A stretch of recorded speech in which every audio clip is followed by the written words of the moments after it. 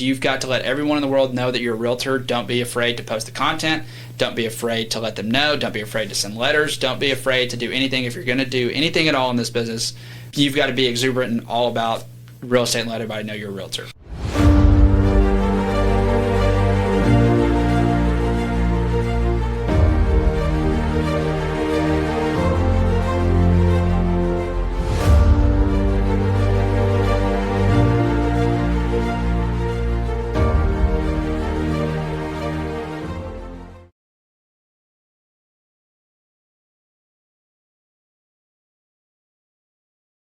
Hey, welcome back to the Real Estate Excellence Podcast.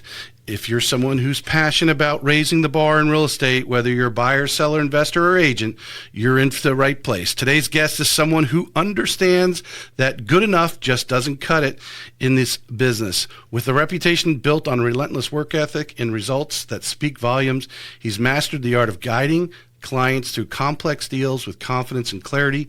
From logistics to real estate, his background is packed with proven performance and business savvy moves that fuel growth and trust. He's not just selling homes, he's building lasting partnerships in one of Florida's most competitive markets. Join me in welcoming to the show, Michael Drew Kazemba. Sir, thank you for having me. I got that last name right? There? Yes, sir. Yes, sir. All right, there we go. Drew, welcome to the show. Really glad to have you on. And again, another young agent out at the Jacksonville beaches, I imagine, is where you hang. Yeah, that's for the most part. Really doing well. And it's so exciting, as I'm sure you've been told, when you're my age and look back, when I was growing up, most of your agents were, a spouse of, someone, their spouse or partner maybe was successful, or just someone who'd been in the business, they were older. Yeah. And it's so great to see the opportunities in real estate for young people like yourself. Yeah, and that's part of the reason why I'm here today and doing that, because of the opportunities that it has. Yeah. Yeah. Yeah.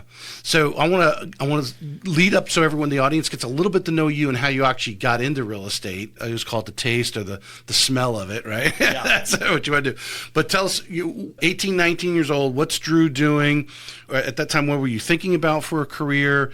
And then obviously where you went to and your steps right up to your first brokerage. Yeah, so 18 or 19, I was still in college at Ole Miss back in Mississippi. Oh, which is where I'm okay. from. All right. You an Eli Manning fan? Oh, big Eli Manning fan. Manning family fan. Yeah, so I was at Ole Miss, and then I met my now fiance, and she graduated in 2020. So I left Mississippi because she moved to Tampa, and I got down here to Jacksonville, was the closest I could get to her. So I didn't start off in real estate, but in college I thought I was going to do engineering, and I got a job in medical sales here in Jacksonville, and just did not enjoy it at all. I was also in a sales kind of environment, but I was on a W-2, so I was working, and not getting to reap the rewards of how hard I was putting my work in.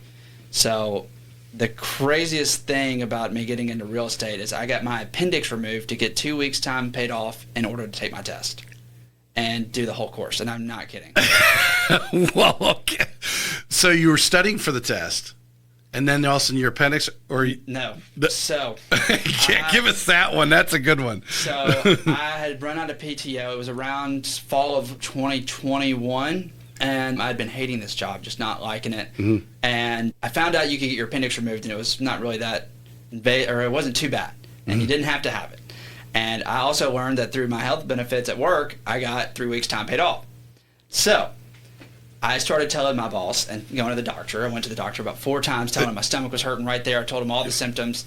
Finally, we go this one Friday night, and they're like, okay, this is like the 4th time you've been here. We've done a CT. We don't really see much, but we're going to go ahead and take it out as a precaution. And you can ask my fiance, I'm in the bed at the hospital, and I cheer, and I call my mom, like, hey, I'm getting my appendix taken out. And I was pumped because I knew what I was about to do. So I got it taken out. Literally the next day, I played Halo all day and just beat it. The next day, I woke up, bought the course, and then treated it like a 9 to 5. I got done with it in like 6 days. And then after that, I was interviewing brokerages, and I was off to the races. Wow, that is sacrifice right there. Yeah. So you really didn't have the symptoms? No. This is a total plan. This is, wow. Yeah. Kind of back against the wall situation. I don't want to do this job anymore. I don't have money to take the leap, so I can't just take 3 weeks not getting paid. So I had to do what I had to do, and that was part of it. Everyone thinks I'm crazy. When I list you that on craziness. Yeah. To me, I do not like taking meds, and like if the doctor said right now, oh, you got high cholesterol, well, they're telling me high cholesterol makes you live longer now. They've changed their tune, right? Yeah. That I refuse to do anything like that, but let alone cut into you. I'm like, dude, unless God tells me I have to cut, I'm not letting them just cut into me for game. But hey, man, that's crazy. Yeah, I had to do it. I mean, I got that itch because my friend Sam kind of got me into it. Back in 2020 when these hedge funds were buying houses like crazy, my friend Sam was really tapped in, and he was wholesaling portfolios. I'm sure you've heard of wholesaling. Yeah. Well, he was doing it on a large scale, and they had hedge funds backing them up. So he called me one day, and he was telling me about it. I need to learn it. So I'm getting home from my medical sales job, and I'm sitting there, and I'm learning how to do this process, and then I would go home and skip trace about, I didn't know how to do it like with the websites now. I was back individually, like white pages, getting people like one at a time, taking me 5 hours to make a list of 50 people to call. Right. When I was driving to hospitals the next day, I was calling all these investors, like asking them if they would sell their properties to us. And then we finally got one that bid in Arizona. And I'm about to just lose it. I'm in the gym parking lot, and she signs a contract. I call Sam, I call my fiance, and it was like my salary in one deal. And I was like, okay, that's the itch. And then once that happened, I was like, okay, I got to get into this. I'm leaving what I'm doing. I hate it. Right. This is exciting. One of my good friends is doing it. I'm going to do it here. And so that's what happened. And then the hedge funds quit buying after like 2021. So took the pivot, and that's where I became an agent. Right. So interesting. Wow, that's just a really great. I give you credit because I think a lot of, and it's not a generational thing. A lot of young people at any, whether it was me when I was in this young 20 age period that we're talking about here, a lot of them were just like would have folded up and like, hey, I don't like my job. I'll go home and live with mom and dad until I find something better or something. That would be the default, right? That would, if they could do that. And yeah, you go out and sacrifice your appendix, let alone obviously, like you said, you got your friends doing it. You're combing through phone numbers of books, wherever you guys were getting the information to come. Because you're making in that business, what's a good ratio? 1 out of 50 actually answer the phone or are willing to work with you in that wholesaling thing? It was, wholesaling is a different animal, and I don't do wholesaling. That was like purely a time of 2020, like the hedge funds buying when they could get money for free, essentially. Yeah. And without Sam, that never happened. I would never had that opportunity. So, I would call about 50 people a day just because I'm driving in the van going to hospital. Yeah. And maybe 15 of them pick up. Yeah. Then another 10 of them tell me to kick rocks because I would tell them, if we could give you a market value offer for your home, would you work with us? You're not going to give me a market value offer on 15 homes. Well, you're crazy. And I'm like, okay. And then we would put it in an Excel sheet. We'd send it off to the hedge fund. They'd send it to us. And then we'd work our numbers. And then we'd give them that. And it was kind of crazy how it was happening, but that's what happened. And that one deal I got ended up falling through. So I never got paid doing that. But I got the itch. That's what was important. But I know people that I know did fantastic with that. Yeah. Well, there's that business I had on here recently, Tiffany High, and she has a company in Ohio. She started with fixing and flipping. And then now she says she's primarily really, and she suggests for anyone who wants to get in the business to actually get in the business of wholesaling first. And then if you want to work up the fix and flips, because she's now big enough and has a process and team of people now. I think she said she got 60, 70 employees right now. And these people, a good group of them, the people who are doing or creating the deals are the ones sitting there on the phone making those dials. And not everyone can do that. Or has the discipline to do that, because you do, having worked in a call center in the beginning of my mortgage career, you go a period of time and no one wants to, they're telling you to kick rocks, so you haven't actually got to really put your spiel on and get into the deal and so forth. All of a sudden you get a deal and your attitude sucks, and so you don't get it, type of thing. Man, that's quite a kickoff story. So, all right, so you decide that real estate is where you want to go. What you have your appendix removed and go get your license. All right. What choices are, because I hope that there's a lot of new agents out there, or agents that are listening right now who are maybe at a brokerage who are just not where they want to be, maybe thinking about getting out of the business, when really they're just maybe partnered up with the wrong people. How do you choose your first brokerage? So I was like, I want to be in the area that I want to work in. Maybe those people can help me locally learn this side of the business, because it's a different animal. I can't just find 15 people who own these properties and call them. Like, there's skill to it, and I didn't know where to start as an agent. So I found a couple people on Instagram that I liked, and then I found top producing brokerages on Google. And so I think you had one of the ladies in here, Ponte Vedra, black-haired lady. I interviewed with her down in Ponte Vedra. Matt Roberts, who I'm with now at Someday Homes, interviewed with him 2 years ago. And I interviewed with Keller Williams, Coldwell Banker, and what really got me where I talked to Matt, who was somebody that I really looked up to. I'd found him on Instagram. He was a younger guy. He was building houses out at the beach, and he was crushing real estate. He took the time to meet with me, but he also told me the truth, and which is one thing that I love about him. Even if it benefits him to have you, he's going to tell you what you need to hear. And he told me I cannot put the time in to teach you how to do this. So he told me to go to DJ Lindsey. They were on my list, but I'd heard so many things here and there about, how it goes, and I'm sure everybody knows kind of what they hear about them. But I got there, and I actually loved it. I loved the environment. I loved that they kind of they do enforce like a 9 to 11 call time, but it's for your own good. And I think with my prior experience in calling already, doing it out of my own willingness to, then you give me 100, 200 leads that people say didn't work out before, and then I get on the phone with them and I call them. It was like amazing. I make as much money as I want to. I can sit here and call and call and call. And so I would think DJ Lindsey is honestly a great place to start, or any kind of brokerage that's going to have anything like they offer, where you get leads and you have somebody that is always there to help you with questions, contracts, et cetera, because once you learn how to talk to leads and once you learn how the transactions work, you can kind of figure out, or this is what my path was, because nothing that I did was organic at DJ Lindsey. It was all bought leads. Once I kind of figured out the people that I liked working with and how the transaction went, then I kind of figured out, okay, how do I want to grow this organically? And so that would be my take, is going somewhere like that. Yeah, I totally agree. The at-bats mean so much. Having in 2005, you probably don't know my story. I actually, my audience does, just anyone who's listening, who listens to a lot of our shows, I talk about it often. I started at Quicken Loans. They were hiring 120 loan officers a month in outside of Greater Detroit, and putting you through a 30-day class. You didn't need the licenses like you need today, so it does take a little bit longer. So they've changed how the process by which they do, and then they've changed their model. Back then, it was a refi shop. Refis were 90% of their business, but the actual at bats of talking to people.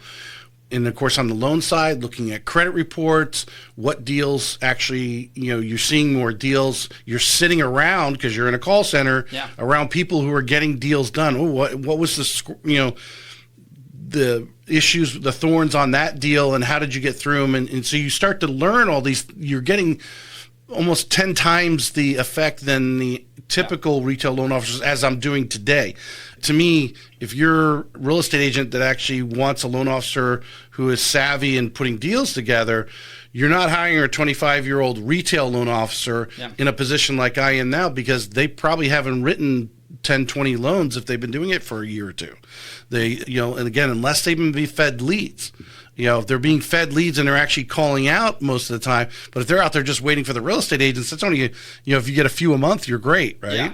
So the at-bats just means so much. I'm totally supportive of DJ Lindsey and their business model. I think it's what they do. And like a young person, like you said, who was willing to go and say, okay, I'm going to put my nose to the grindstone, because I know, I smell what it can make, and you put the time in the fruit. Yeah, I got the labor, or the fruits of my labor. Yeah. And it's, again, I owe everything to starting there. Because, again, in this experience, I'm sure you'll agree with me, you can have an agent who's done it for 30 years. But if you do one transaction a year, you're not going to know as much as somebody who's getting the at-bats. They're doing deals every day. They're talking to clients. You talk to 50 people a day, and you do a deal a week. You're going to have so much more experience, even if you've only been in it for a year. Yeah. By the end of that year, you're shaped into an agent who has seen a lot of Well, the whole volume of that office too, because a lot of you were in there, and a lot of you were working deals, and I'm sure there's a lot of water cooler talk. Hey, I got this deal. This thing's going sideways, but hopefully whoever's in the office helps, put the deals together as you would expect. As obviously you're at Someday, there are other people in the office, or the importance of collaborating with other top real estate agents, saying, hey man, I got this deal. This is going wrong. It's gone sideways. How would you handle it? You start creating, but you're 100% right. You're there. You're hearing everything around you. Your deal plus the deals that are happening around you. Your learning curve is shortened. Yeah, exactly. Yeah. And so and I can't give him enough praise. I love that model. I love my time there, and it was just time to kind of get up after that. But here we are now.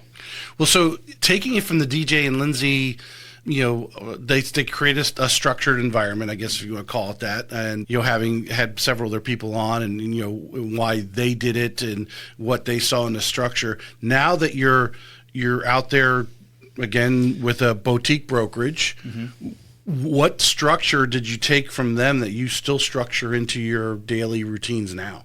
So and I've kind of had an off year due to some medical issues, but when I'm cranking full time, because you had that appendix taken out. That's exactly. So outside of that, when I'm crushing, and even my broker now pulled me aside because I'm trying to get back on it now that I'm getting a little bit better. I'm time blocking like a madman. So kind of like we were talking about ChatGPT earlier. I use it like my journal, like my best friend. I vent to it. Everything goes into it. So I put all of my tasks in there, and I assign like how long it takes me to do a task. For example, like this podcast is on my thing for today, and it's uploaded right into my Google Calendar. I have everything time blocked, but I take that structure, and every morning I start off and I call expireds or for sale by owners.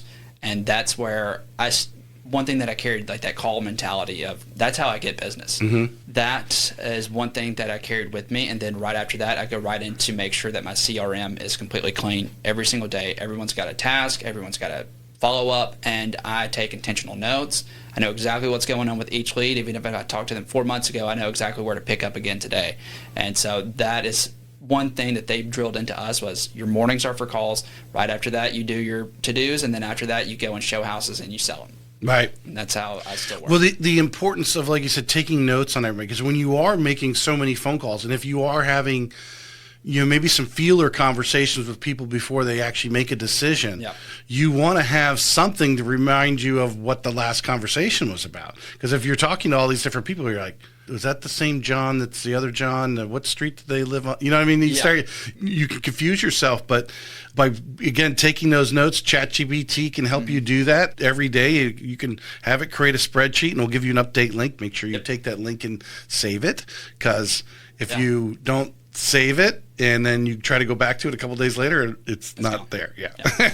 So since we're on that, because I think this is a topic where, as a young person, you're absorbing this, right? The whole technology thing. But I've had a couple older, I think Sharon Alters, and there's a couple other more senior agents, probably twice your age, that are actually grasping it. But there is this huge group in the middle, I think from 40 to 60 on average, that aren't quite getting their arms around the whole AI thing and how it can change what you do, no matter what you're doing, but in the real estate business. Oh, it's so powerful. So, I mean, just for example, I'm not very technologically savvy, but with ChatGPT, I can do anything I want. For example, I get a lead come into my website. I don't have to lift a finger. I have it Zapier, I just call it Zapped, right where it goes into my follow-up boss, and then it creates a to-do. So that way I know that someone came in, I can call them. I get notified on that immediately. I've made drip campaigns where I can have a lead turn off, or like I don't have to personally reach out to them. I have the AI doing it. That, and then just like learning about things in the business I don't know about. And it teaching me so that I can teach my clients, because, for example, I have a high income earner that I work with, and he's trying to figure out like tax breaks.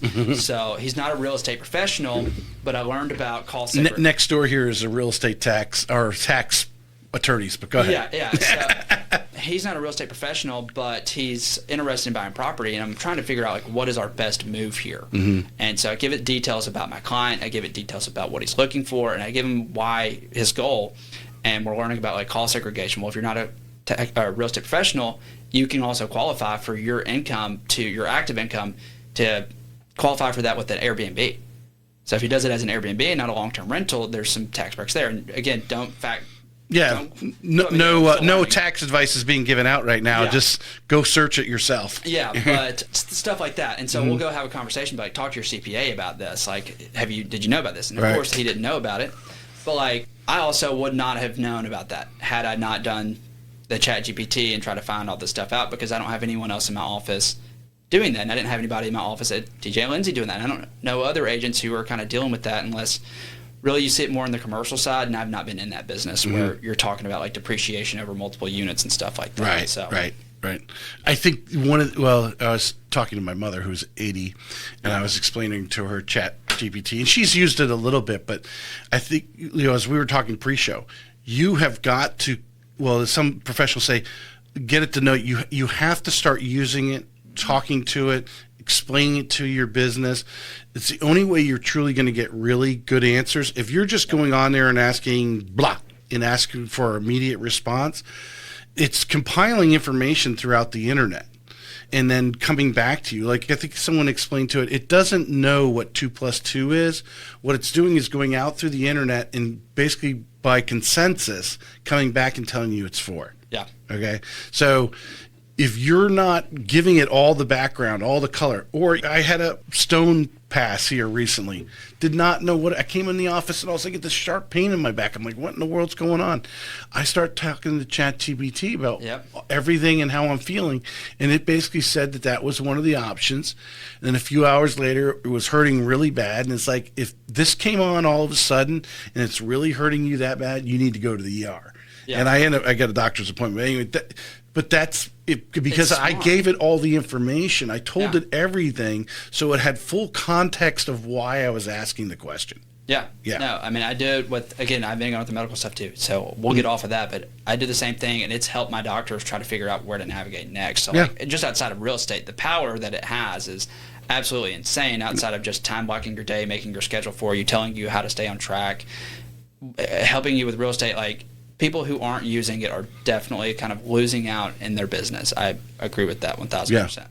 Well, just like if you got ChatGPT, you should never have writer's block. And I think it's the same thing is that, if you're a real estate agent or a loan officer or whatever, like, hey, what should I be doing? What are some things I could be doing? If I wanted to do this, what would be the best way to do it?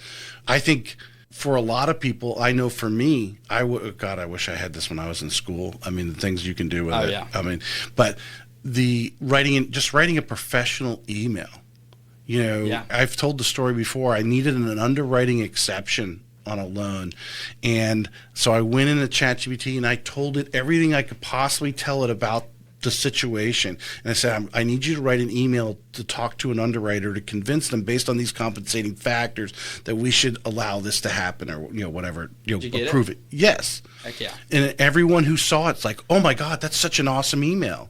Yeah. It's because I told it everything it needed, and it structured it into a professional. And you can go in there and tell it you want to be a Harvard law professor, or you want to, hey, write me an email like I'm Ryan Serhant, whatever. Yeah. Yeah. I do it for my seller reports. So, I still do like my full in-depth CPA or CMA, and I find everything myself, and then I feed everything into ChatGPT, and it makes this great report. Right. And my sellers love that. Yep. I need it to influence them or encourage them or whatever, however you want to put in there. So you reach a point at DJ Lindsey. I assume you were doing well there. But what came to your conclusion that, it's time for me to do it? Because you put almost about 2 years there? Yeah, 2 years. There you go. What made you want to break off and go to Sunday? Well, I started to mess around. If we can talk about that. I don't know. We can. I started to want to grow organically and grow my own business, and I kind of hit a block there where I wasn't learning anything else. And I get very OCD, ADHD, and I've always got to do this and that. And I do get shiny object syndrome a lot. But I also, I continue to want to learn and like be more than just an agent. Like, I don't want to just open the door, write the contract, and boom, I'm done for you. Like, I want to learn more. And so it was really hard with the schedule that they had. And like, if you are good at your job and you do what you're supposed to do, you are going to be pumping, and your 60 hours a week are all dedicated to the DJ Lindsey leads. So it's hard to kind of break away and do your own thing. But what started was Matt, who I interviewed with him 2 years ago, told me he didn't have the time for me. He came into our office, and he had just bought this double lot in Jacks Beach, and he was about to build these 2 homes on it. I'm like, man, that was one thing that I loved about Matt. I'm going to go talk to him and be like, hey, I saw you just bought those. Can we set up a meeting, and I want to learn what you did. Like, how did you evaluate this deal? How did you learn to do what you're doing? So I'm at that time where I saw him. I was kind of getting anxious to learn something more. We have a meeting, and he sees what I've done, and he kind of just tells me it's perfect timing for him, where he kind of needs a right-hand man, and kind of hit the races after that. Yeah. So he brought me on, and I'm learning development, learning the construction side of things, which is like, again, I'm happy because I've got somebody who told me the truth, is a great guy all around, and then he's also helping me become who I want to be outside of just the agent. So like the developer, the construction, all of that, and learning that. And it's kind of how I got to someday, and why I left DJ Lindsey. Yeah. It wasn't a bad thing. It was just I wanted to grow more. Yeah, you want to expand your horizons. No, I think it makes you, having many of the top real estate agents on in the area, it makes you a better real estate agent. You're got a full, and you make me think of Holly Griggs, who's now former with Ingle Volkers, which is now Christie's. Holly is the same way. In other words, she's got her hands in helping developers develop, design. Yeah. She's flipping homes herself, helping others buy flips. I mean, she's doing, and she has so much life experience. And then now her real estate, she's really seeing it from 30,000 feet. Because if you're just focused on that residential, which is fine, if you're really good at residential and you're making the life you want to live, it's all the power to you. You're at really just a ground level to all the other different things, like you're talking about, like buy land, hire a contractor, build this duplex on there or whatever. I think, to me, right now, and you probably agree with the true affordable housing shortage we have. Yeah. Buying properties or situations where you can put the accessory dwelling unit on, or a duplex and that sort of thing, multiple family living, I guess, especially out at the beach, because there's not any more land out there. Yeah. These things are all out there, and you won't see it unless you're getting the experience that you're getting. Yeah, and I mean, you made my eyes light up because you're talking my language. And just to come to think of it, my experience in these other fields and like doing the flips, and I run numbers for my investors on those. I run numbers for the builders that we're working with, and Matt's taught me all of that. But I've taken all of that into the consumer as well. So like right now, and I do this with all of them, my young families that are buying houses. Right now it's a very weird market, and I think everybody in here can agree. And prices are really high, and it's hard for somebody in their 20s and 30s to buy a home right now. Yeah. So, you may not get that shiny house that you want forever, but my thing with a lot of people right now is thinking outside of just being an agent and closing a deal. I want you to buy a house where you have equity and the area around you is going to grow, so that when you do want to move in 2 or 5 years, you held through this market, no matter how weird it is, and you do have equity where you can go and put a down payment on that next place that you like better. Right. So that's like a big thing for me, and I don't think that I would have that eye or mentality had I not worked with a lot of investors, had I not been in that scene. And I think the thing there is confidence, because you've experienced yourself. Anyone can talk about that, but they can't talk about it with a conviction to their clients that you're talking about. These first-time home buyers. Obviously, I got Bloomberg on every morning. It was on when you came in, and really most of people's wealth through life, majority of your average citizens, is in their real estate. Yep. They've lived in the same house, paid it off. Now they're sitting on this house worth whatever. I imagine you're getting the same type of deals that a lot of agents in town, north of 50% are cash from these people coming from outside the area. Because again, they've lived in their house for so long, or been in there 10 years or whatever, and the equity grew, and now they got this huge block of equity money to come down and plop it down and pay cash for a house.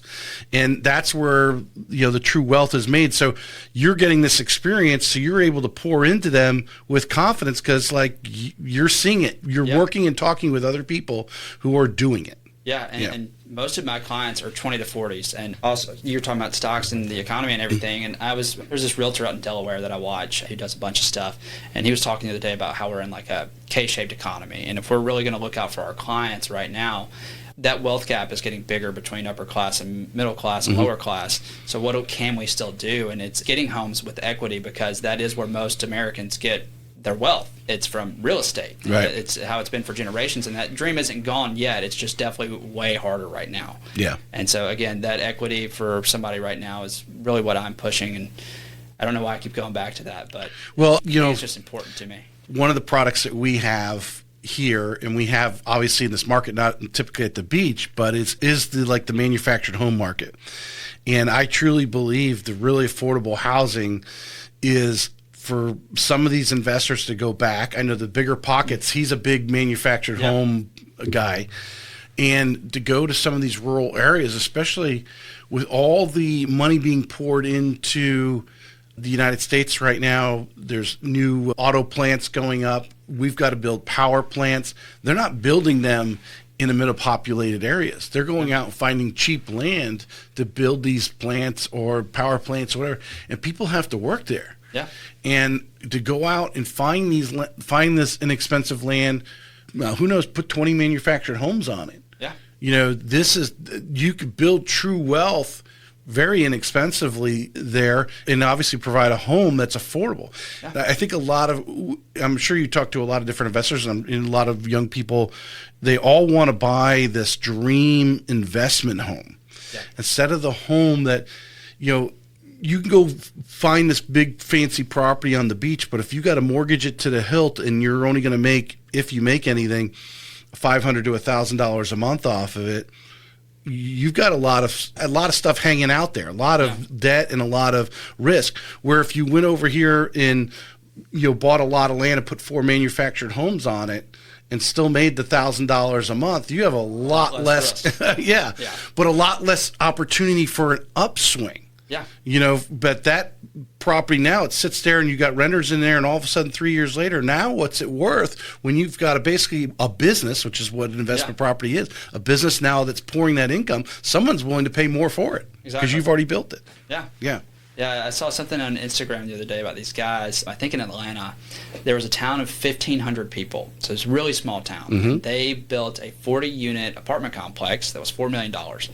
And it's just a testament, kind of like you were saying, you got to build those homes for those people who work and all that kind of stuff. It's crazy because if you look at that on paper, everybody's probably like, that's not going to work. 1,500 people, 40 units, $4 million. Yeah, I'd be like, okay, how many percentage of those 1,500 don't have a place to live right now? Yeah, this is nothing town. Well, they did it, and they filled all the apartments. And it's kind of like if you build it right, they will come. And I think, kind of like you were saying, people need housing right now, and going off of that, they probably built a quality unit that, because no one else was investing in that area. In other words, developers and so forth. They're like, wow, this apartment complex is new. I'm renting this old house over here. I'd rather live in a newer. Yeah, and that's where my mind was going. You're out in one of those rural communities that nobody really thinks about developing in. But you develop in it and it works out. So I'm not saying that it happens all the time, but I saw that and it was really neat to see. Yeah. All right, let's dive into some of our trending questions here that I've got here. These are questions that, according to ChatGPT, these are questions that are being asked for throughout the internet, and get your opinion on them, because that's really what it's asking for. The first one, I think, is should have a positive answer. I hope so. Is it a good time to buy a house in Jacksonville?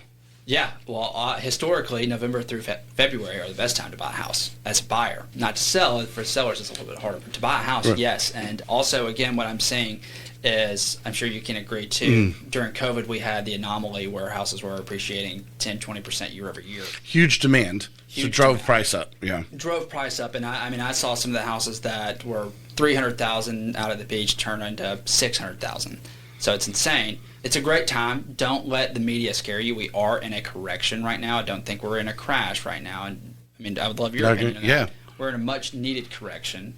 And so I think it's a great time to buy a house right now, especially if you're trying to, not come out of pocket a lot. You want your closing costs covered. You want to buy a rate buy down, get your rate a little bit lower from the seller. I think now is a fantastic time if you can find a house that you like. I totally agree. Couple points. One, right now, the value of the agents, and I'm sure you would agree with this, you really, when you're out there pricing a home right now, you really got to look at like what's happened in maybe the last 30, 60 days versus the last 6 months, because things are changing. It is a buyer's market. And one thing that's always mind-boggled me about real estate is the equity. Like you said, they were buying even some of these new construction homes, whatever, $350,000, $400,000. Now they could sell them for $600,000, $700,000, some even more. Over in Nocatee, they're wanting over $1 million for some homes where I can reach out and touch somebody. Personally, I'm not buying that home. Nocatee does not mean that much to me, but others, it does. So good for them. But they're basically sitting on, even if they didn't put any money down, they're sitting on $300 or more in equity. Exactly. Unforeseen gain. Great if you made a stock investment. Maybe you bought a lot of Facebook when an initial public offering, and you all of a sudden it's worth what it is now, and you're like, wow, I made all this money, and it's unforeseen gain. But now all of a sudden, some of those people are having to move for whatever reason. It could be unfortunate divorce. Maybe there's a death and whatever, to downsize, or corporate America's moved them. So now they want to sell that home. So they're sitting on this equity that happened to them. It's not like they built it into their life plan. It just happened. So they're willing, depending on how desperate is the situation, to cut pretty good deals. I mean, I'm seeing it firsthand. And like my last few deals have been phenomenal for my buyers. I mean, I won't tell you how phenomenal because I don't want to make some sellers or other buyers jealous. But we've had some phenomenal deals come through. So, again, I think now is a fantastic time to buy, and the best time to buy is when you can afford it. Yep. And we have had deals, numerous deals. Jeremy and I are working on one in North Carolina. I had one here locally where the appraisals came in nearly $100,000 higher than actually what they sold it for. I had one like that, and then freaking closing costs covered, rate buy down, all the knots. You just got to ask on a lot of those situations. If you're looking to buy a condo right now, and I think in Florida in general, but definitely Northeast Florida because that's our territory, now's the deal time. Now's the deal time for the condos. Yes. You can get some great deals on condos, even though, they have, but you know what? If you're into that, I don't want to have to bother mowing the lawn. I don't want to take care of the outside of the house. You don't want any of that stuff. I want all this stuff that you can find some great deals on some condos. The condo thing, I will say, do your due diligence. But you have to find a good agent who's going to do their due diligence, and then when it comes to the lending side, we obviously do our due diligence. We pull financials and all that stuff too. Now that's because we don't want to risk on to lend if we're lending you money. But yes, you do need a great real estate agent that knows how to dig into the condos, find out what's going on, and make sure they're not getting themselves in lawsuits and other stuff like that. Because that's been a nightmare the last few years. Yep. And the customers, are you working with some first-time homebuyers right now that are looking for assistance? And I mean, I actually had one just reach back out to me. She's actually using NACA, if you are familiar with NACA. So they're going to cover her down payment and closing costs. Then I've got a VA guy who, I guess not down payment assistance because he's VA, but definitely needs that closing cost assistance. It's right now for a VA buyer, you're moving in with no money out of your pocket. And you should. The seller should be paying your closing costs. You got 100% financing. If you're a veteran right now that's renting, and obviously you don't have other issues, you should be buying a home. On top of that, one of my other first-time home buyers, one had a kind of a crazy situation, so that she didn't really need help with her down payment. I mean, what exactly is the question? The question was, how much of a down payment do I need, and how can I improve my credit before buying? I guess we can. It's a two-part question. Talk to your lender. Yeah. Great answer. Talk to your lender. That's exactly what. If you're in the testing the waters and not sure if you can buy or not, yes, you need to talk to your lender. We've got all sorts of different ways, whether it's coaching you on credit, because we do have some instantaneous things that says, if we pay off this card over here, whatever, your credit score will get to this. But we actually have to plug Planet Home Lending a little bit here. We actually have a program that will give you 100% FHA. So if you're not a veteran, it is a small second mortgage. We'll give you anywhere from 3.5% to up to 5% in down payment assistance to cover that down payment that you need, which is 3.5% as a minimum on an FHA loan. And the great thing about it is, as long as you're approved on the FHA loan, you're good. Where the state, you got to have a 640 credit score. Your debt ratio has to be a little bit lower. Here, if you got a 600 credit score and we run you through and we get you approved on an FHA loan, we can give you the down payment assistance behind it with our program here in the house. So I'm glad you just said that because I have a lady that would work perfect for it. Yeah. And then I was wondering what I was going to do with her. Yeah, because you do run into debt ratio issue. Well, 640, that's first challenge, right? And then the second one is FHA will almost go to 56.9% is what it will allow on a maximum overall back-end debt ratio, where if you're using Florida housing and doing a FHA loan, you're capped at 50. Yeah. So sometimes that 7% difference in gap is the difference of getting approved. And it's a great program. It's all in-house, so we don't have to like go to somebody else and get it done. And yeah, we can definitely talk about that. Is going to be getting a call from me after this. All right, very good. Yeah, but as far as improving credit, call your lender. We have some tools. I'm not so big at doing this 20 years now. Not so big on I can't trust these credit repair companies, just simply because a lot of them are just subscriptions and they want to collect your money, and the longer they can keep you on it, the more money they collect and that sort of thing. Yeah. There's sometimes our experience as an experienced lender can tell you. Now, someone who just started working in the mortgage business probably doesn't know enough to actually have experience of what you can do with your credit. But the credit reporting companies we use to pull the credit reports have resources where we can go say, how can I get this credit score? And it'll tell us. Yeah. Pay off this, do this, get this removed, type of things, just electronically for free for you. I'm going to plug into listen to him there. I had a client who insisted, I told him not to do this, but he was going through with a credit repair guy, insisted on putting a down payment on this house.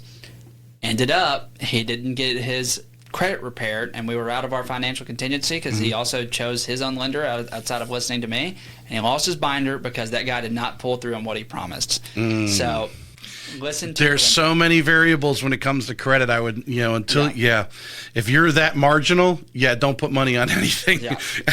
Yeah 100%. Good advice there. What should I know when buying an investment property in Northeast Florida? What should you know? Well, it depends on your goal. But you should know your net operating expenses and your net operating income or estimated income before buying anything, because you can buy a property. Is it going to cash flow? That's kind of up to your numbers and what the property needs. So you need to know how much it costs to run that property, how much you need to put into the property, and you need to know what you're expected to make out of it. Right. So, how do you, when you break that down, because right now, obviously, where interest rates are at, obviously, a lot of people hoping they go, I think that we might see some 5 stuff. I don't think you're going to see 4 anymore. So if you're sitting around waiting for that, you're going to be sitting around for a long time, in my opinion. So right now, if I'm looking at an investment property, and I don't need to make money from it. Maybe you have a big corporate job and you're making good money. You just want to invest in real estate and really bank on, hey, I'm going to rent this out for the next 5 or 10 years or whatever. It's going to pay down the mortgage. The equity based on historical thing is going to slowly grow there. How do you help that person break down that this is a good property to buy? Now, most people don't want to take a loss, an actual physical loss. They may take loss on their tax returns because of what we allow to write off. But an actual dollar for dollar monthly bring in, monthly go out, and obviously you're building in expenses for repairs or that. Yeah, kind of and I'm sure every other agent on the planet can agree with me right now that finding a cash flowing property for the right price right now is extremely hard, and that's, again, back to the wholesalers, that's like their forte and what they do full time. But also someone not in real estate doesn't know how to get paired up with somebody like that. So I use a lot of wholesalers for anything like that to try to find those properties, just because I don't have the time to find those opportunities. Most of the time, those are people that need to sell quick. For whatever reason, it's very hard to find a cash flowing property on the MLS. It's not that it's impossible, but it is hard, especially in today's world. With 6% interest rates and on a DSCR loan, you're seeing up to 7 now, 7.5, somewhere around there. Yeah. So it gets really hard. The one lady that I'm seeing that I work with that is crushing it with buying those properties is she's picked out her neighborhood. I won't tell you which one, but there's a neighborhood out at the beach that she's picked out, and she knows the values of these homes like the back of her hand. And we go in, and 9 times out of 10, we're in this market able to negotiate a killer deal from that seller because they've been on the market for 100 plus days. She comes in, her and her husband are very handy, and then they go on Airbnb it and they do a killing. But for your regular person, I think right now you just need to find a place with equity, and breaking even on a property right now I think is good. If you're doing well enough to buy a property and you don't need the extra cash but you want to buy an asset, again, I go, and me and Matt talk about this all the time because I get investors. It's a lot of my business. It's really hard to cash flow in a long-term rental right now because you're just not going to get the payment. Honestly, renting is cheaper than buying on that for certain ones. Right. So we're, I would say, an equity play. And if you're planning only to hold it for 3 to 5 years, buy it with equity. You win in investing when you buy the house, not when you go to sell it. You win when you buy it. So you buy in a good area, you buy something that's undervalued. Maybe you have to put a little bit of love into it, and you do it, and then you just hold it. Personally, for me, I'm looking for one right now, and it's extremely hard. And I'm trying to come with it myself emotionally that I might only break even on a house. Yeah. And if I have good equity, if I have, say, $50,000, $60,000 worth of equity, it's okay. To kick off. Yeah, to kick off. And then if I plan on it appreciating over the next 2 years, if it appreciates 3 to 6% like historically it should, then I'll be okay. And that's kind of what I'm looking for myself. Something where I can maybe make $100, but break even is okay with me right now. Yeah. Yeah. And I know you could agree with this. Watch out for, I know for a period of time there was a lot of people going into new construction, brand new subdivisions, getting in there in the first couple of homes because the builders trying to get it started, and slowly the price starts to increase as demand for that neighborhood. But right now, with everything slowing down because of whatever, the rates or whatever, if you were on a 3 to 5 year hold and they're still building in there, your butt's in the wind. Yeah, and I've seen it, and heck, I've worked with, I think, about 7 investors this year who have all lost money. They have not had the right guidance. They've had people tell them that this property was going to do X and it didn't, and we've sold all of those properties for a loss. So I might not be telling you the most exciting news, and I might not, I'm not going to lie. Well, that's the importance of working with someone like you. You're in it. You're living it. You're looking for yourself. You're working with people who are doing similar stuff. You've got a real grip on investment in the Jacks Beach area. Yeah. Yeah. So I would say do your homework. Make sure who you work with, if you are trying to do anything like that, knows what they're dealing with and what they're talking with, because it's a hard market to win in right now. Well, this leads us into the next question, which I was just leading to. How does working with an agent who also knows investor deals help me as a homeowner? Well, it helps you get my knowledge and understand how to avoid costly mistakes. You're never going to cry about a deal you didn't get, but you're definitely going to cry about a deal that you lost money on. So that's my best advice. Again, if it's a flip, if it's a monthly hold, if it's a build, I have calculators that can calculate everything that you're going to do with that property, and they'll show us exactly where it's going to go. For example, you want to buy a flip, okay, let's look at what they're asking, and then we're going to run it backwards. We're going to go, okay, how much do you need to put into it? Okay, are you borrowing hard money? Okay, what's the cost of your money? Right. How long do you think this project is going to take? Okay, well, when you go to sell it, you're going to have to pay agents. Here's what that costs. So I factor in all of that. And on paper, you might not know some of these things or take them into consideration, and you're like, oh, I can make $20,000 here, but when I run it and I run what it's going to actually sell for and how the situation's going to fall, you're negative $13,000. So big swing there. So that's where having somebody like me is helpful, and I've seen it, and I just have to preach that to the choir. Like, if you're not doing this every day, don't expect to be able to make money on your first deal or something like that. Like, you need help. What would be, so if I'm looking, I want to buy an investment property, maybe I'm already an experienced investor, but just not here in Jacks Beach, for example. But so I'm looking for that real estate agent who are going, what would be some questions that someone would, in interviewing a real estate agent, to find out, to see if they truly are going to know what they need to know? Ask them if they've done it themselves. This is a big one. Do you have any, I would say ask them if they've done it themselves. Do they have any experience in that? Because you can watch YouTube videos and it teaches you, but I'm sure if you've ever done one yourself, you can agree the process is a lot different. Whenever you go through it, there's a lot of ifs, ands, and buts that happen. Right. So you uncover a lot during that process. On top of that, do they have the right partners with them? For example, how much does it cost for their money? If they're borrowing money, where are they getting it from? How are they doing it? Are they working on draws? How do they pay their draws? Like, these kind of questions, like the structure of the deal and how you're going to get there. Not just the house, and then say the house needs work. Does that out-of-town investor have a portfolio of contractors that you can trust that do good work? That's another thing we run into all the time, and I'm sure every agent here that is watching this can agree. We walk in so many houses where they did a flip, and maybe the investor was out of town, but that flip is horrendous. And then they wonder why it sits in the market for 200 days, but the trim's halfway falling off the wall and the paint is 3 different colors. Right. And it's because you hired somebody you didn't know. So making sure that you have trusted partners, making sure that you have great lenders, making sure you have a smart agent, somebody who's going to tell you the truth, not the fluff. Those are some questions that I would ask. Someone listening to what you just poured out there would be like, oh my God, with all that, all the things I need, I don't even want to get involved. But it's because you're willing to take on all of that is why you were able to get the best deals. Yeah. Right. To hire the right agent who's going to help you to surround yourself with the key people, the contractors and all that stuff. That's where you save money, get the best dollar for the sale because the job's done, all these different things, and all the things that you just mentioned. So if you're going, wow, that's too much, well, that's why you're paying retail price and you're not going to get the best deal because you're not surrounding yourself by these experts who are guiding you and making sure things are done efficiently, or all the different words you want to throw in there.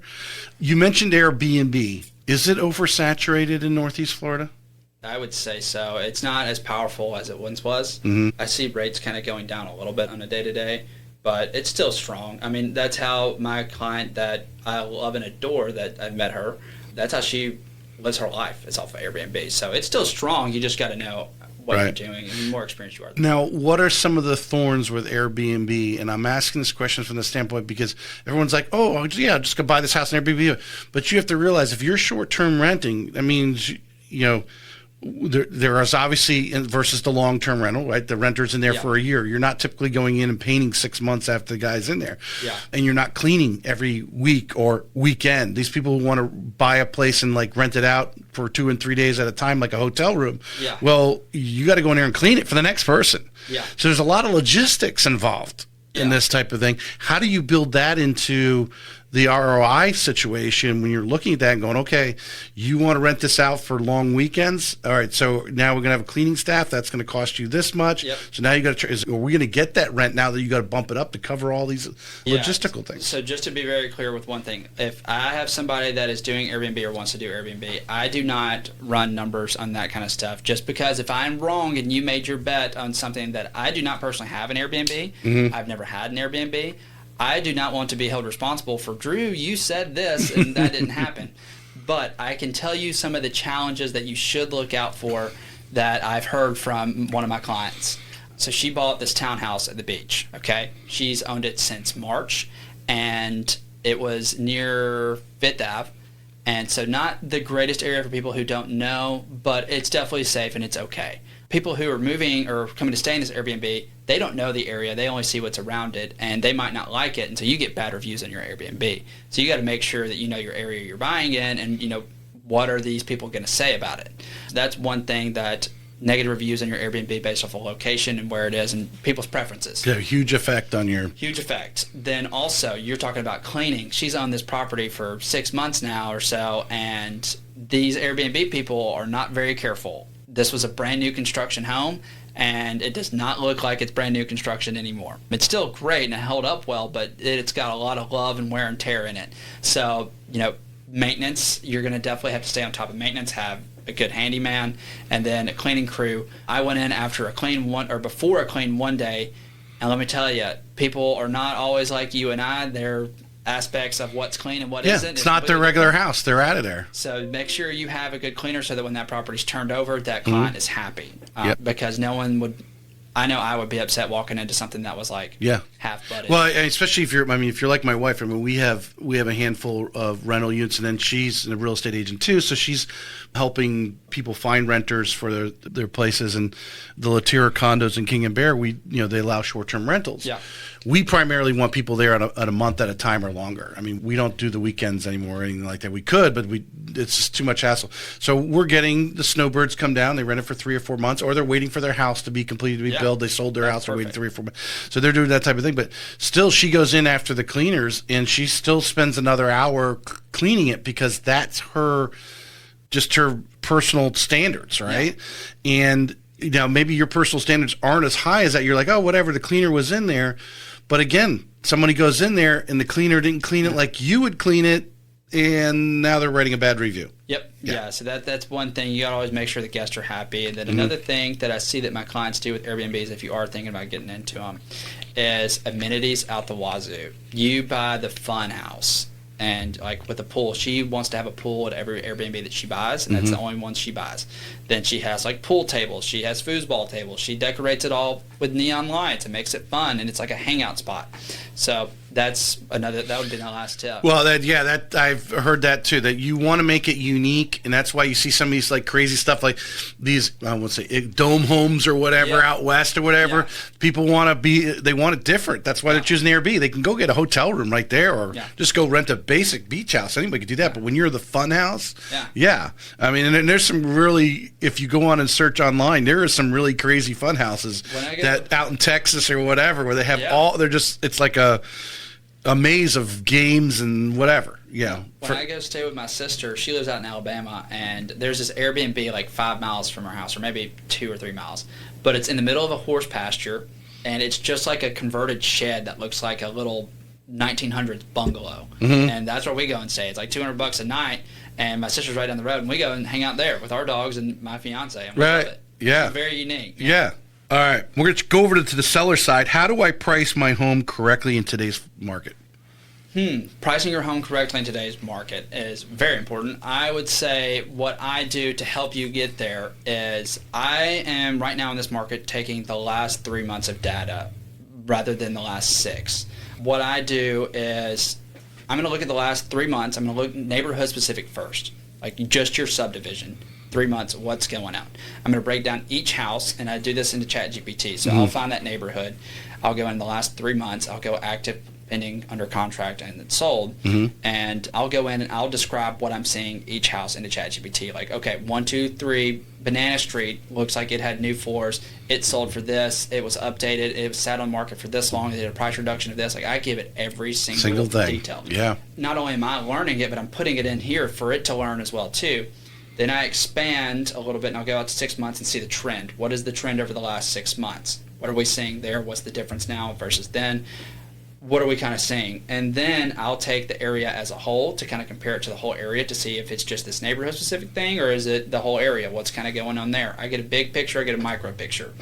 And so then I compare it to your home and your finishes and how your home looks, and that's how I run my numbers. I'm very detailed. It probably takes me an hour to 2 hours to run numbers on a house. So have you, from your success side there, because I imagine not everyone's turning around, because there are some good homes if they're priced right in the right neighborhood, all the other things that people were looking for, they may go in a weekend.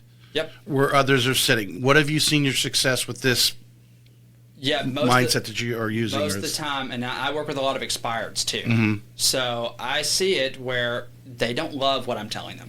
But again, I stick to my guns. I don't have to have that. Put logic out in front of them. You're putting this report. Yep. Here's all the information. Yeah, I don't have to have that sign in the yard if you don't want to work with me. So I'm not going to put it up at a number that I'm going to spend $1,000 on marketing and then just lose it. Right. It's not me just being arrogant or anything like that. It's me knowing what's better, and you've already not sold. Why are we going to try something like that again? So I see success with it. I mean, every property that I've worked with that has expired with another agent, I've ended up selling. 100% success rate on that. So coming in, pricing it right, and then leading into this question here, what upgrades will bring the return when selling here on the First Coast, or say Jacksonville Beach? Your kitchen and bathrooms, that's what sells the house. I would agree. Your kitchen and bathrooms. Right now, in this market specifically, almost everybody wants it turnkey. So I think when I started, you could maintain a house that had some outdated features, and as long as it was maintained very well, people could look past it. But prices were a little bit different then too. So now you're talking about a house that's $50,000 more, $100,000 more than what it was. Well, now you get the same buyers that are looking at that house that maybe didn't buy then. They're like, well, if I'm going to pay this much for this house, it should be updated. It at least needs to have some type of countertops, maybe not high end of the line. Like, let's just say average price here in a $350,000 home. People don't want old carpet in it. They want it to at least have some new LVP. Maybe they don't want a prefab tub, or they can have a prefab tub in one, but then the master shower needs to be like tile or something like that. And that's going to help you sell a lot quicker than just having the bathrooms from the 1980s or the Formica countertops and the cabinets from the 70s or the 80s when they were built. If you can do any of those upgrades. Have you had any, and I'm throwing one at you, and you may or may not have had this recently, but something maybe in the last 6 months or whatever, where you've gone in on a listing appointment, they're using you where you're like, hey, let's change the cabinet facings or just something fairly reasonably can be done within a couple of days. You can hire out to a simple contract, just something simple. If you had, what are some of the fixes that you've done? Yeah, so and these new contracts are fantastic with that. So I don't know if anybody's using the residential purchase and sale versus the as is, but that if you can do all of those kind of upgrades. So I had a lady in the north side, and she had bought a new construction home about 2017. She had 3 kids in it. And so the house mechanically was super sound and fine. Everything was working, electrical, windows, roof, AC, all that was fine. But it was battered cosmetically. So really, we didn't even change the carpet. We had somebody come in, steam the carpets. I hired a cleaning company to come and do a deep clean on the house. I told her to get out of the house for the weekend. I did a deep clean on it. And then I hired one of my painters to come in and paint it. This house that sat on the market before, I think we maybe dropped by like $5 or $10,000 from what it was at previously. It sat on the market before, looked like whenever it was first listed, came in, took a little bit of time to take care of it the next time, and we sold. Just from doing those little things, and I think it cost altogether maybe around $3,000 to get everything done. Right. And then you make the money rather than negotiating $20,000 off your sell price. You spend $3,000 and you make it back such net positive $17,000 of what you probably would have been. Well, I think we often, when we're telling these type of stories, we don't know the situation always with the seller. They tell us why they're selling, but then, and then there's a timeline. Like, why didn't that, however long that you said it was on the market, 100 days or something, why didn't the first agent, go in there and go, okay, what's your urgency to sell? Well, I need to sell within the next month or two. Yeah. Okay, well, great. Well, this is what we need to do. And we need some fresh paint. We need a deep clean. Let's really scrub the carpets or, find some negotiating thing where, I think all real estate agents can all tell a story where they've sold a house that did have the bathrooms just finished in the last few months, but then the new buyer comes in and does it again. It happens. Yeah. But it moved the house initially where, as we know, sometimes buyers don't have this vision going, oh, hey, I don't care whether the bathrooms are old. I'm going to replace them anyway. Just sell it to me cheaper, right? Yeah, sell it cheaper. So, I don't know. I also offer my clients as well, my client before could not afford to do that, and her other agent didn't offer any help. I offer to help with that and just get compensated on the back end. So I do that for my clients as a part of my structure. I did multiple options whenever I'm listing with somebody of what you can do. And I got this from Quintavious Burdett. I don't know if you know him. No. But he was the top RE/MAX agent in Mississippi. He went to Ole Miss, played football there, and so he got into real estate about the same time as me. And I think he sold 100 homes his first year in real estate ever. So I took a lot from him. But he does that for his clients. He'll give you a cash offer on your house for as is. And then he'll also, give you a regular listing option. And then he'll give you a listing option where, hey, I come in, I do these renovations to help you sell quicker, and we can split the profits. And so that's kind of what I took on as well, too. Yeah, no, that's savvy. I think Compass has something similar with their agents. I think CC Underwood was that does something similar, too. But to have, that lady didn't have $3,000 out of her pocket, but you were able to roll it onto the back end because she had the equity. Yeah. Brilliant. Should I sell my house before buying a new one or the other way around? So that's an interesting question. That depends. And there's what I've become privy to recently is a lot of bridge loan options for that situation where you can go ahead and buy that next one and then get yours empty and sell it. Now, obviously, you don't want to hold 2 houses at once. Not many people do. So you got to make sure you price yours correctly and get it ready to sell. Right now, it'd be a hard time to buy 2 houses at once. It's not impossible if you price correctly. But it's kind of up to you and what you want. As a seller, I feel like you have the driver's seat in the transaction. If you want to go ahead and sell your house and buy the next one, go ahead and do it. Or if you are the seller and somebody offers on your home, you could be like, hey, give me a month. I got to find a house to close. And 9 times out of 10 with the buyers that I've seen, that buyer's going to be like, okay, I can give you a month. And maybe it takes a negotiation like, okay, well, our rent is $5,000. So you cut it $5,000 or give us $5,000 and we'll do that.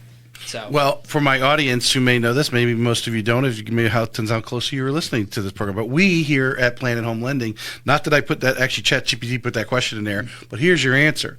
We have a program called Purchase Edge, and basically, if you had a situation where well, I'll give you an example. I had a local agent had buyers here in town.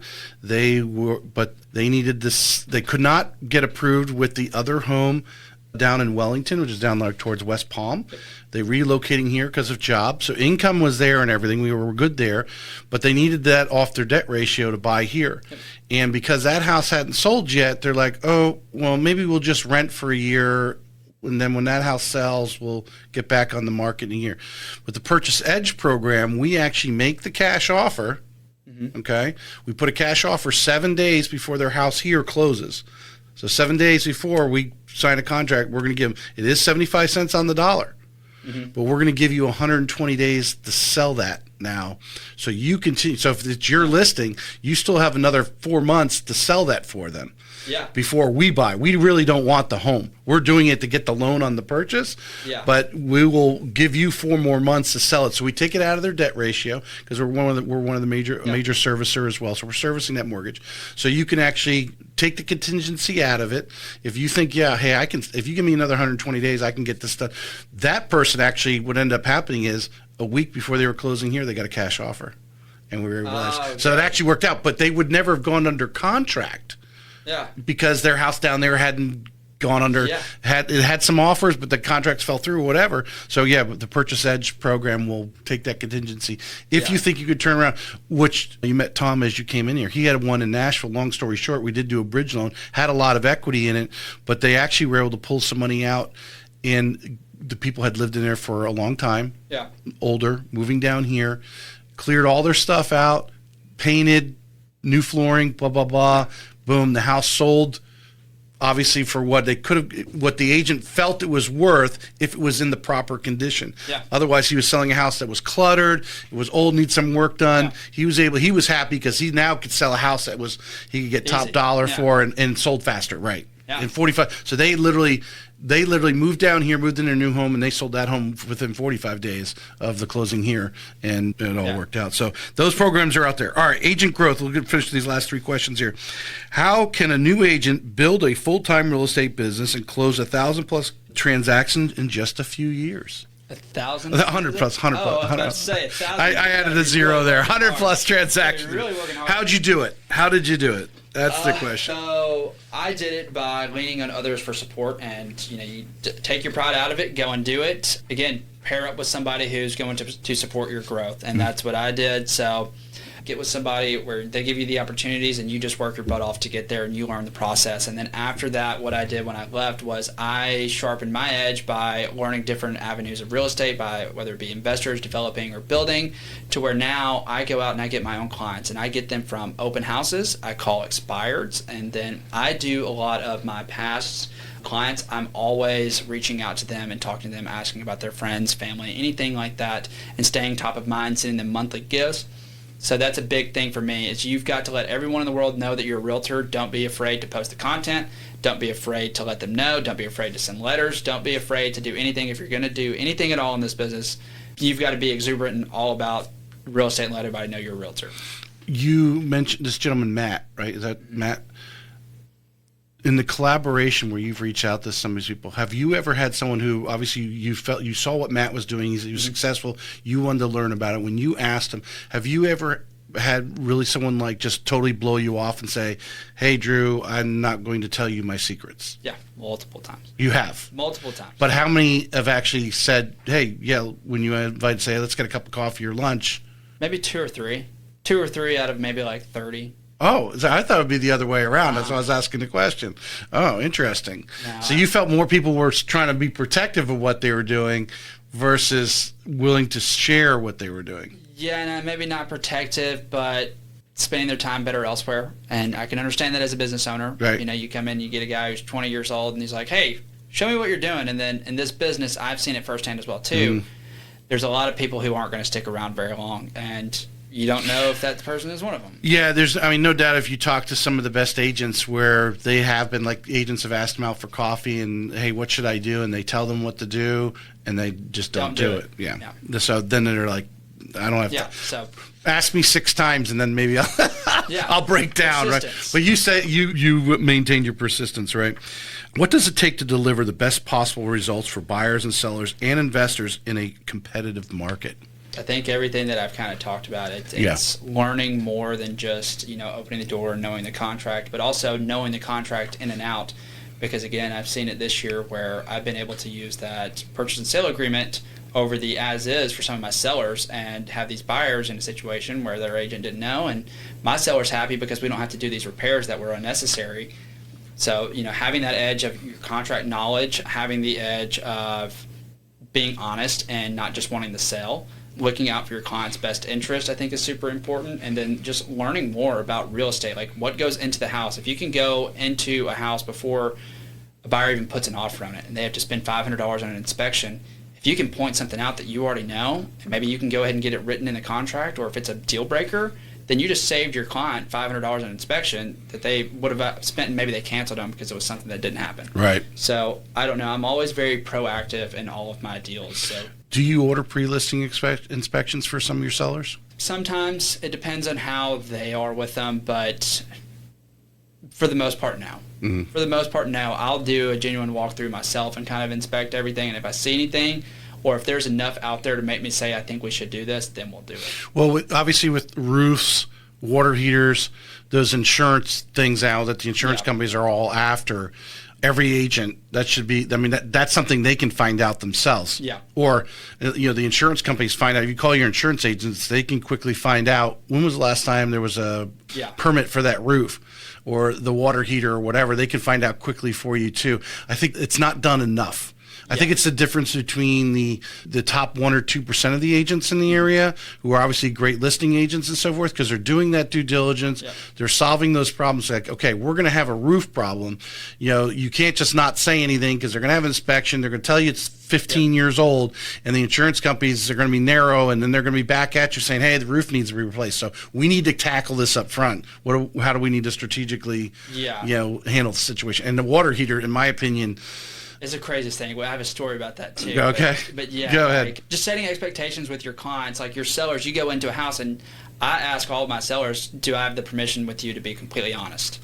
And I am. And I tell them, this is going to come up, this is going to come up, this is going to come up, this is going to come up. And so when it comes up, they're not like, what the heck, what happened to all this? They expected it, and my clients are a lot calmer throughout that process. Like, I don't think I've had but 1 cancellation on a listing all year, or 2 now, because a buyer went out and bought a house with a different agent. The buyer's agent didn't even know what was going on.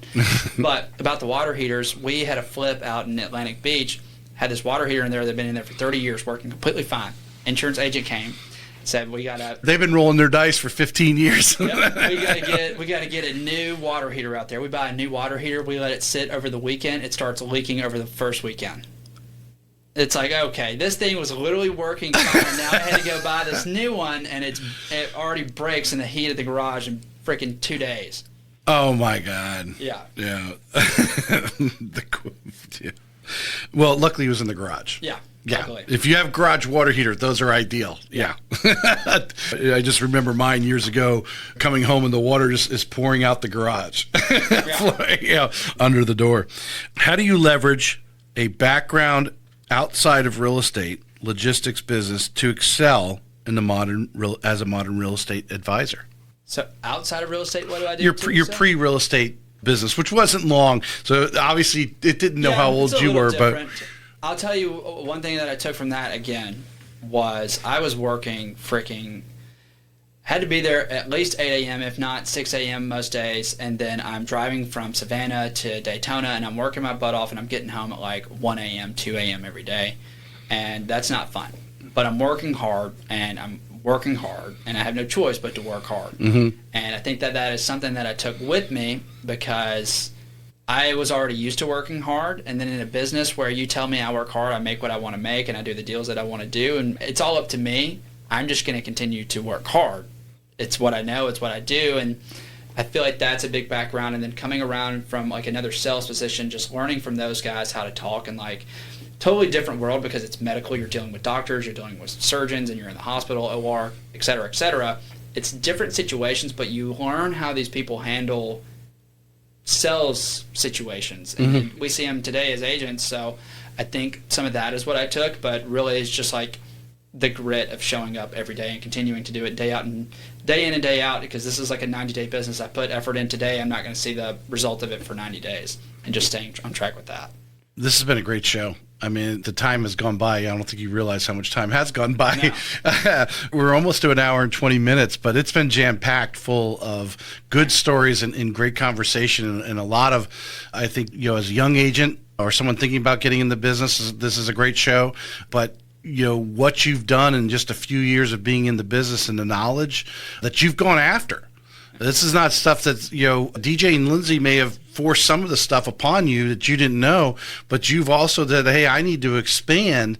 And I think I compliment you on the fact that you've gone out there, and it's so important. I think everyone will tell you, speaking to agents 10, 20 years older than you, that they understand that confidence is a big part of this business. And the confidence comes from you having the knowledge and realizing, you're dealing with a homeowner who doesn't know, who needs your knowledge to make good decisions. And when you're willing to pour that knowledge into them, it makes this dealing with the client so easy, because they just eat it up, and you're telling them the truth. And in the end, they feel like they've made a proper decision in the choice of their home. Yeah. Anything you'd like to add? No, I just want to thank you. This has been a really cool experience for me. I've never like this or done anything like this, so it's really, really cool. It'll be out there in the podcast world next week. It's already streaming, so it's actually streamed on YouTube and Facebook, so I'll share it over to yours. It's out there, for anyone to see at any time and search, and we'll put all the SEO and tag all your contact information, so hopefully, anyone looking to get to know more about you, whether it's a future client or maybe, who knows, maybe in the future you want to build a team, whatever, and they want to know, what's your background, we've got it right here, and we got it recorded. Yes, sir. I appreciate you coming on. No, thank you for having me. This has been really cool. All right. Thank you. This may be it for today's episode of Real Estate Excellence, but we both know your pursuit of excellence doesn't stop here. To connect with the best of the best and really take your skills to the next level, join our community by visiting TracyHayesPodcast.com, where you'll meet more like-minded individuals looking to expand their inner circle and their personal experience. That's available at TracyHayesPodcast.com.